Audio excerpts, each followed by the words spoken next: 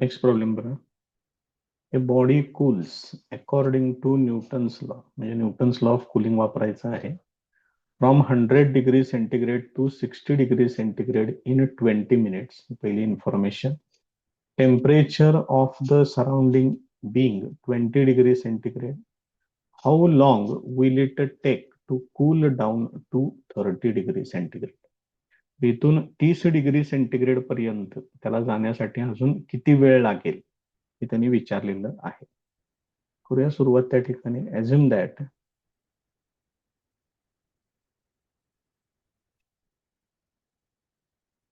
Theta equal to temperature of the body, theta 0 equal to temperature of surrounding. Surrounding घेऊ शकता, room temperature असेल तर room temperature म्हणायचं. And d theta upon d t. This is equal to rate of cooling. By Newton's law of cooling,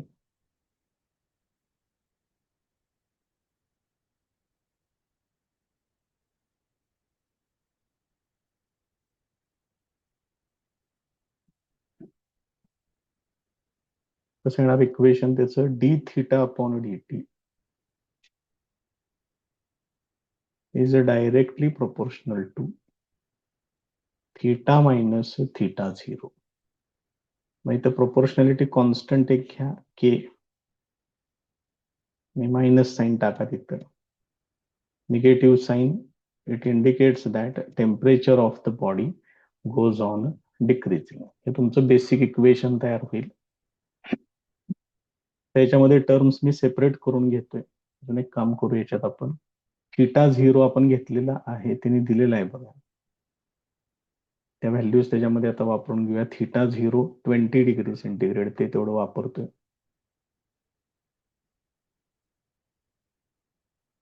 Therefore, d theta upon dt is equal to minus k into theta minus 20.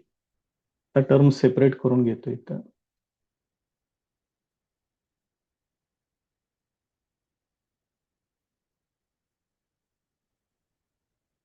हे असेल integrating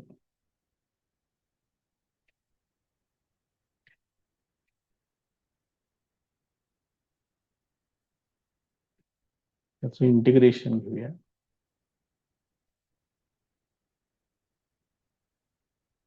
त्यामधून minus K constant त्याला पुढे घेतोय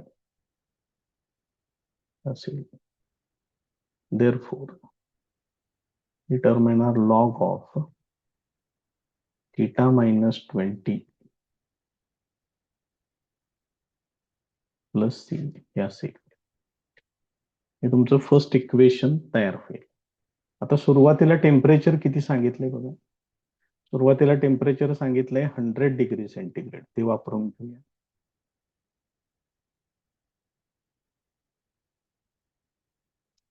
When t equal to 0, theta equal to 100 degree centigrade. याच्यामध्ये values वापरत आहे. Log of mod मध्ये 100 minus 20, this is equal to minus K into 0 plus C. हे सोडवून येणार log 80, this is equal to C. ही व्हॅल्यू परत इक्वेशन 1 मध्ये वापरूया. Therefore, from 1 log theta minus 20 is equal to minus kt plus log 80 असेल. तर हे log 80 इकडे घ्या डावीकडे. ते इकडे आल्यानंतर मायनस होईल.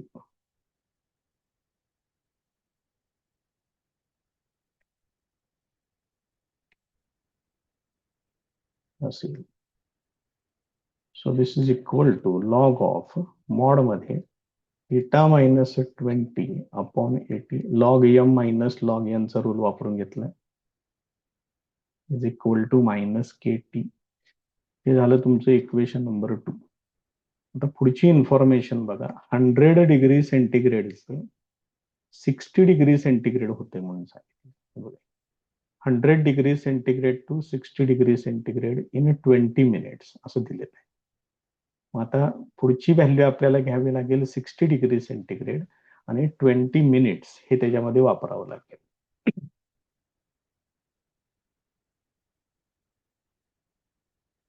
when theta equal to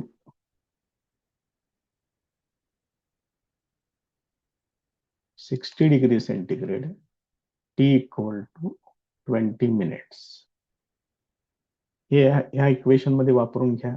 equation number 2 मध्ये म्हणजे मग हे काय होईल लॉग ऑफ इथे येणार 60 minus 20 divided by 80 minus K into 20 हे असेल. म्हणजेच याचं सिम्प्लिफिकेशन लॉग ऑफ 60 मायनस 20 हे झालं 40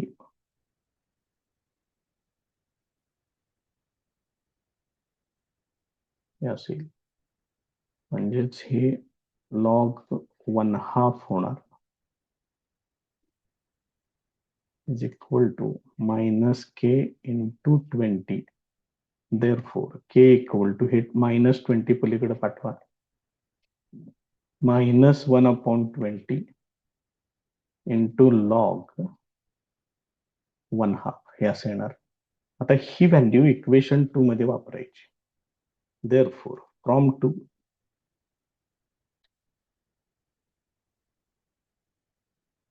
काय होणार बघा त्याचं इक्वेशन लॉग ऑफ मॉड मध्ये theta minus 20 divided by 80 is equal to इथं मायनस आहे के ची व्हॅल्यू पण मायनस आहे ते मायनस मायनस प्लस करून घेतो 1/20 इंटू लॉग 1/2 ही के ची व्हॅल्यू मायनस साइन पण कॅन्सल झालं इंटू टी हे असेल.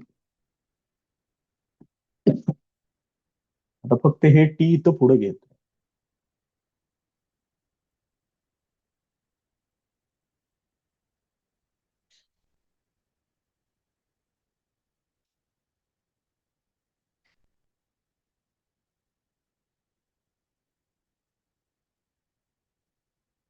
हे असेल. बघा लक्षात येते का. आणि असं हळूहळू पुढे पुढे तुम्हाला सोडवत जावं लागेल. आता याच्यामध्ये परत आपल्याला त्यांनी काय विचारले परत पुढे बघूया. आता त्याचं टेम्परेचर बहुतेक दिलंय आणि टाइम विचारलाय. बघू काय आहे ते. How long will it take म्हटले. त्याला अजून किती वेळ लागेल जर त्याचं फायनल टेम्परेचर 30 डिग्री सेंटीग्रेड करायचं असेल. करून घेऊया मग आता.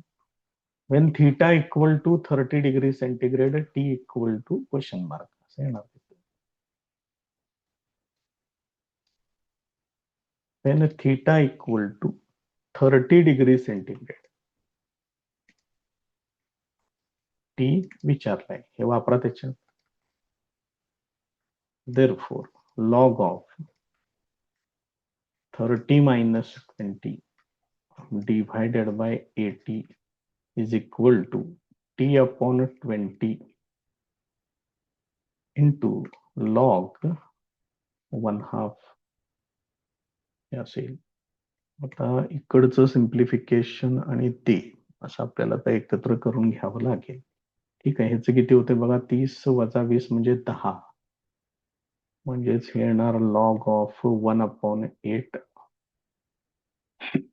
त्यानंतर हे इकडं वरती पाठवून घेतोय log of 1/2 raise to T upon 20.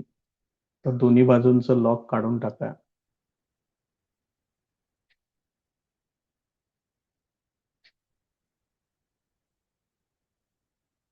हे असेल 1/8 म्हणजेच 1/2 चा क्यूब आहे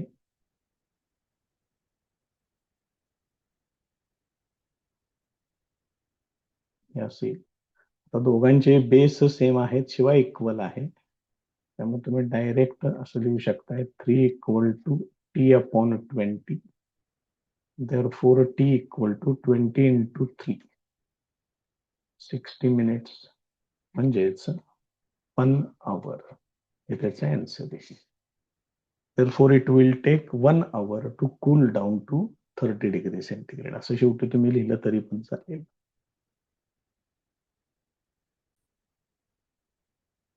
नेक्स्ट प्रॉब्लेम बघा. A right circular cone has a height 9 centimeters, radius of the base 5 centimeters. It is inverted and water is poured into it. Dimensions दिलेले आहेत, त्याला invert केले म्हणजे इथं डायग्राम मध्ये दाखवले त्या पद्धतीने, आणि त्याच्यामध्ये पाणी भरलेलं आहे. At any instant the water level rises at the rate of pi upon a centimeter per second. म्हणजे त्याची पाण्याची पातळी जी आहे, हाईट जी आहे ती वाढत जाते. तर ती हाईट वाढण्याचा रेट त्यांनी दिलेला आहे. where A is the area of the water surface at that instant. Show that the vessel will be full in 75 seconds. तर ह्या पूर्ण भांड्याला भरण्यासाठी 75 सेकंद इतका वेळ लागतो असं त्यांनी सांगितलं. मग आपण एक काम करूया, याच्यामध्ये पहिल्यांदा त्यांनी जे दिलेली डायमेन्शन्स आहेत ती मांडूया. रेडियस काहीतरी 5 सेंटीमीटर सांगितलेलं आहे, इथून इथपर्यंतचं डिस्टन्स. त्यानंतर त्याची जी हाईट दिलेली आहे ती पण दाखवूया आपण.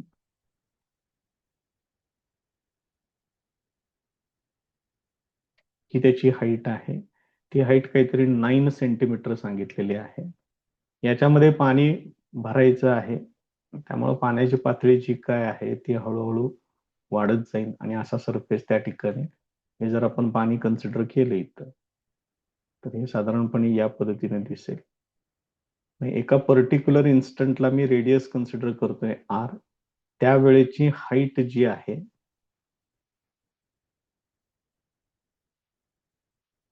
ती कन्सिडर करतोय एच. बघा कशा पद्धतीने आहे ते. मग याच्यावरून तुम्ही R upon H equal to 5/9 असं कन्सिडर करू शकताय. बाकीच्या गोष्टी आपण मांडूया याच्यामध्ये. पहिल्यांदा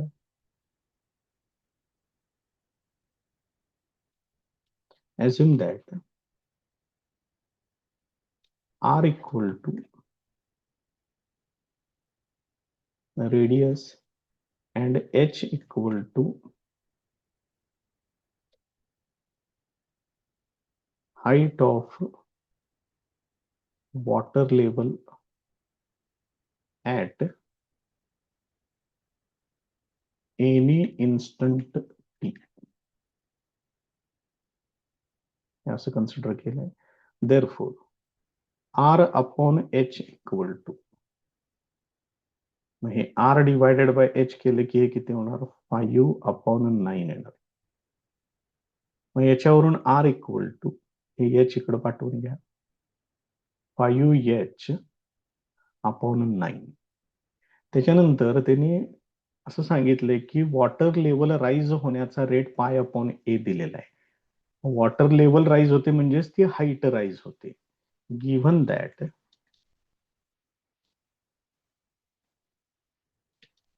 dh/dt is equal to π/a centimetre per second, हे त्यांनी दिलेलं आहे. Where capital A equal to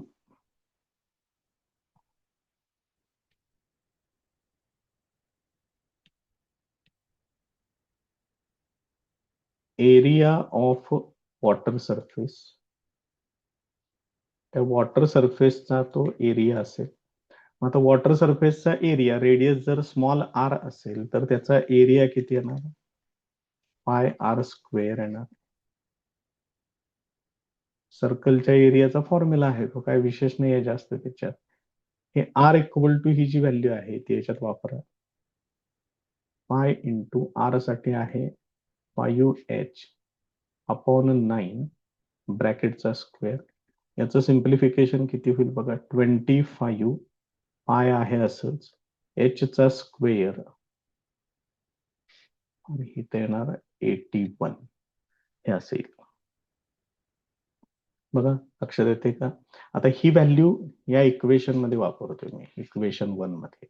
therefore dH upon dt is equal to pi divided by, value इथं घेऊन घेतो, हे असेल. कंसामध्ये लिहून ठेवूया फ्रॉम 1. तर याचं सिम्प्लिफिकेशन करा. तर याच्यामध्ये पाय कॅन्सल होईल, हे 81 वरती येणार. therefore dH upon dt equal to 81 divided by 25 h square हे असं होईल. मग हे h स्क्वेअर इकडे घेतोय, dh बरोबर ठेवतोय त्याला, 81 अपॉन 25 इंटू dt हे असं येणार. बघा लक्षात येते का? म्हणजे इथं आपण टर्म्स काय केल्या, सेपरेट केल्या. आता याचं इंटिग्रेशन घेऊया.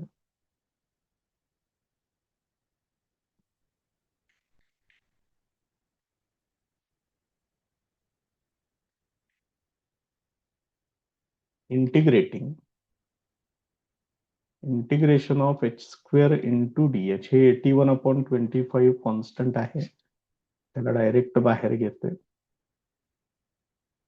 1 इंटू dt हे असेल. इथे येणार h क्यूब अपॉन 3.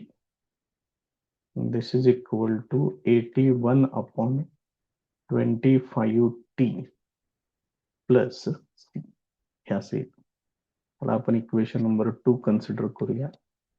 अगदी सुरुवातीला एक्सपेरिमेंट स्टार्ट होताना व्हेन टी इक्वल टू 0, त्यावेळेला पाण्याची हाईट काहीच असणार नाही, एच इक्वल टू 0.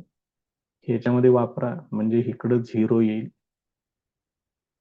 तर 81 अपॉन 25 इंटू 0 होणार, प्लस सी येणार, म्हणजेच सी इक्वल टू 0 येणार. ही व्हॅल्यू फक्त याच्यामध्ये वापरा, इक्वेशन 2 मध्ये. देअरफॉर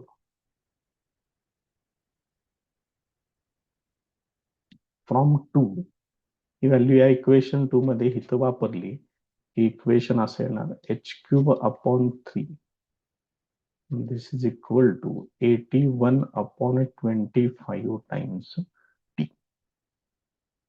बघा तर त्यांनी प्रश्न असा विचारलाय की किती वेळात ते फुल होईल. Show that the vessel will be full in 75 seconds असं म्हटलंय. मग व्हेसल ज्या वेळेला फुल होईल त्यावेळेला वॉटर लेवल कुठपर्यंत जाईल, हे पूर्ण कव्हर होईल इथून इथपर्यंत, म्हणजे 9 सेंटीमीटर होणार. हाईट दिलेली आहे बघा टोटल त्याची 9 centimetre. So when the vessel will be full, h equal to 9 centimetre.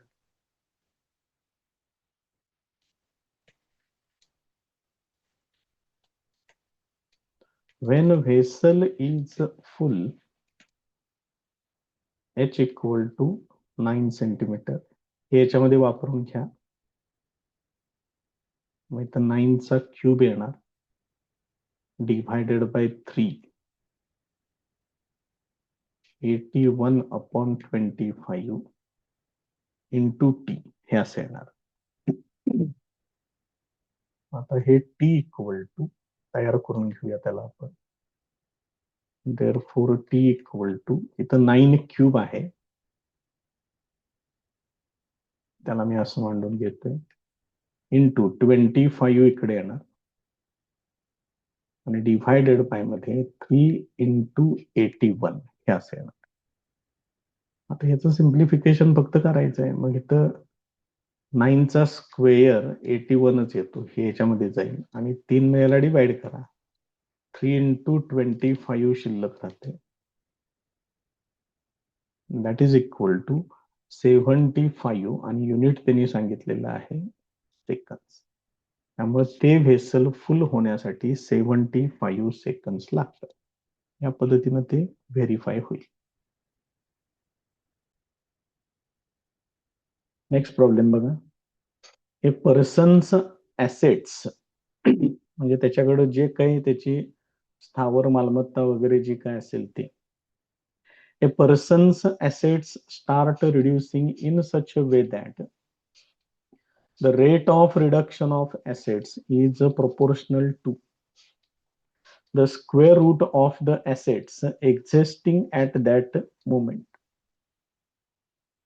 त्या इन्स्टंटला त्याच्याकडे जे काही ऍसेट असेल त्याच्या स्क्वेअर रूटला डायरेक्टली प्रोपोर्शनल आहे.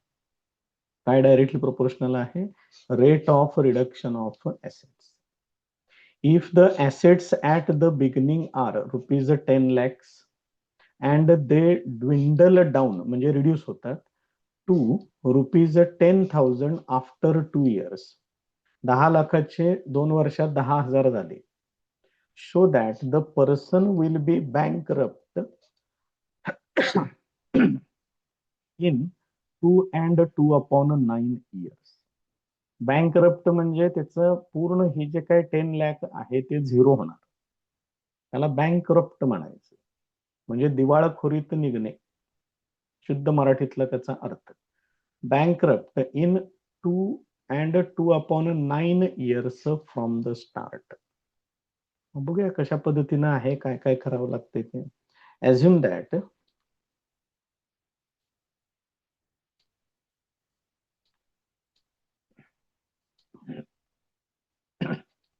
x equal to the person's asset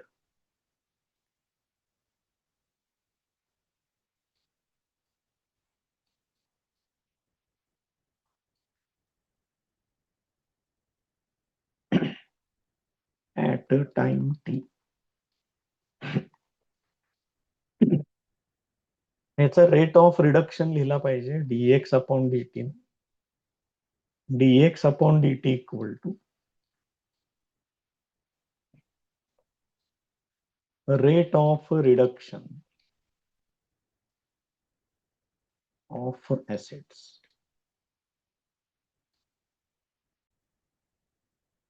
मग यांच्यातलं रिलेशन त्यांनी असं दिलेलं आहे, गिव्हन दॅट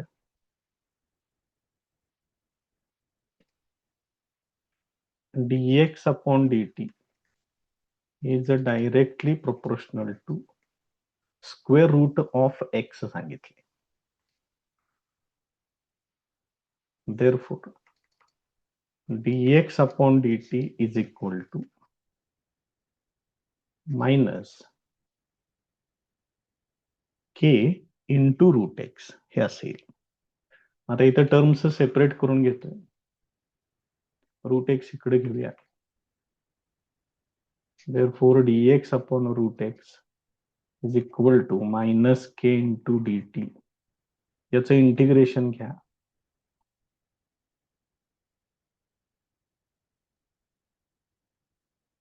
इंटिग्रेटिंग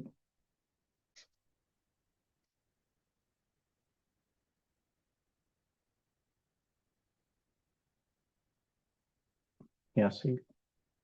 इथं जरा किरकोळ ऍडजस्टमेंट करून घेतोय. 1/2 रूट एक्स ऍडजस्ट करतोय. इथं 2 पुढे घेतोय. डिव्हायडेड बाय मधलं 2 इथं आत पाठवतो.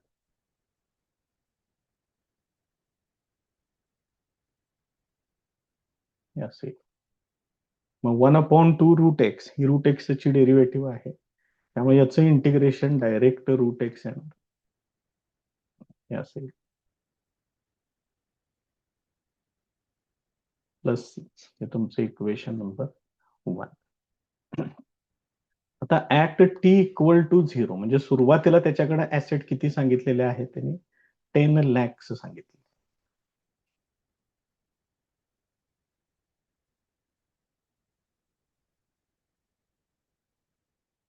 when t equal to 0, x equal to 10 lakh. 10 lakh असे येणार. ही व्हॅल्यू इथं स्क्वेअर रूट मध्ये वापरायची आहे. Therefore,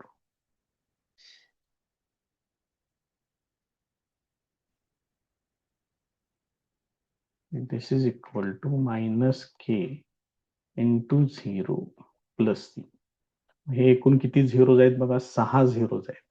याचं जर तुम्ही स्क्वेअर रूट घेतलं तर 3 शून्य राहणार शिल्लक.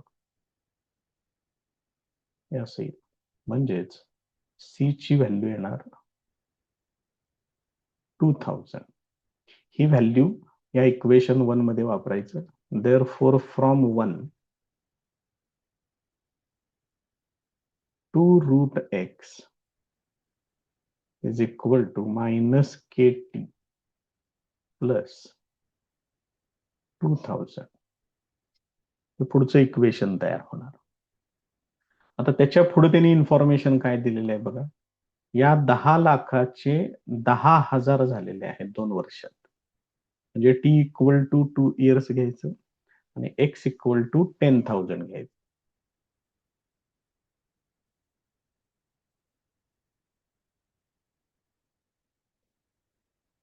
when t equal to 2 years, x equal to 10,000. याच्यामध्ये वापरूया. therefore 2 into square root of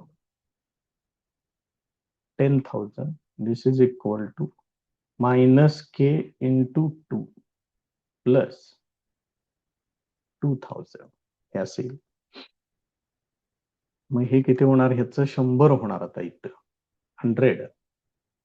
10,000 वरती किती शून्य आहेत इथं बघा? 4 आहेत. त्यामुळे ह्याचं स्क्वेअर रूट येणार 100.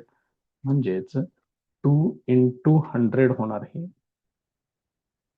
minus 2k plus 2000. म्हणजेच 200. हे 2000 इकडे घेतोय. minus 2k हे असं येणार. therefore किती होते बघा? -1800. this is equal to minus 2k. therefore k equal to 900 हे असं येणार. आता हे k इक्वल टू 900 ह्याच्यात वापरूया इक्वेशन 2 मध्ये.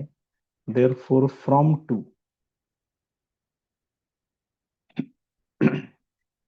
to root x, this is equal to minus 900t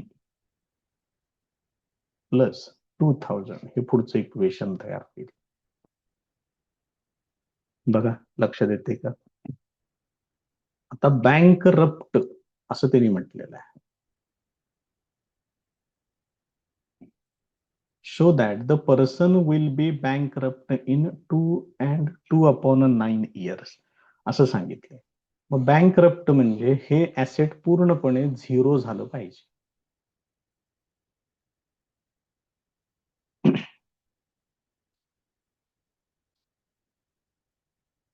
when the person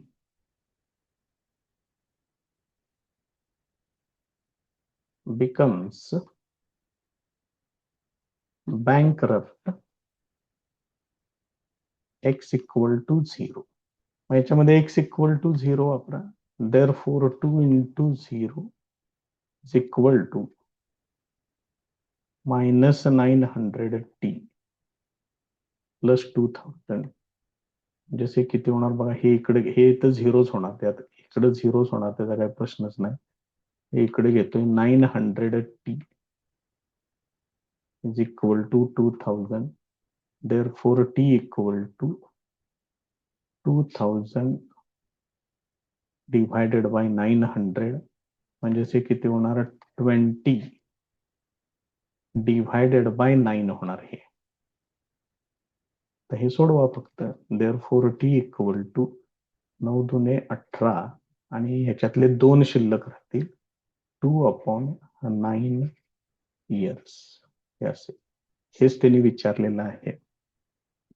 या पद्धतीने ते व्हेरीफाय केलं.